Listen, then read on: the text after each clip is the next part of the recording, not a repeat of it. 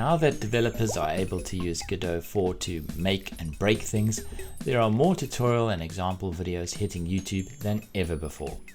Maybe you are inspired to learn how to use Godot for the first time, and you're just starting your GameDev Journey. Maybe you already know a bunch of stuff, and you're looking for some new tips, tricks, and shortcuts. Or maybe you just want to know what people are creating with the Godot engine this week. Whichever of those fits your description, I found something for you. So let's take a look. Slick Games is making a Metroidvania in Godot, and as he learns how to implement a mechanic or feature, he shares it with us. This week he added drop-through platforms, which means that if this is something that your game is missing or that you want to add, then this is the video for you. Rather excitingly, Slick has a tutorial planned for how to use LDTK or Level Design Toolkit within Godot, so make sure to subscribe so that you don't miss that when it's released. If your game is in 3D and you're trying to figure out how to get ragdoll physics to work, and specifically how you can break off individual limbs and apply forces to different parts of the body, then you're in luck. Immersive RPG just so happens to be building an immersive RPG in Godot, and he has figured this out. Immersive will walk and talk you through the entire process, and he provides the full source code for you on GitHub as well. What are you waiting for? Go over there and watch and subscribe now.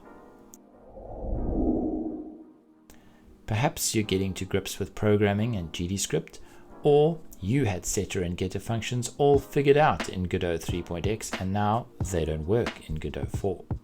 Well, the Shaggy Dev has a video out explaining the changes and giving great examples of why and when you would want to use setter and getter functions in Godot.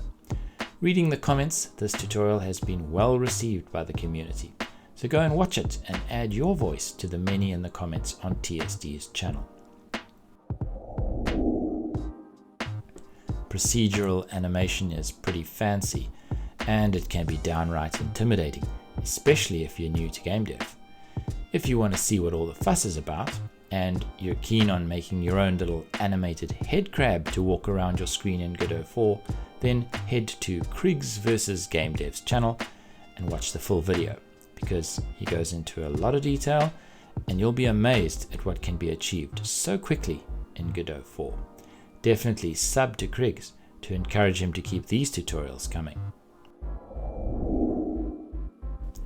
There's a new GameDev on YouTube, and he's connecting LightDB via NoSQL to Godot 4, and we all get to see how it's done.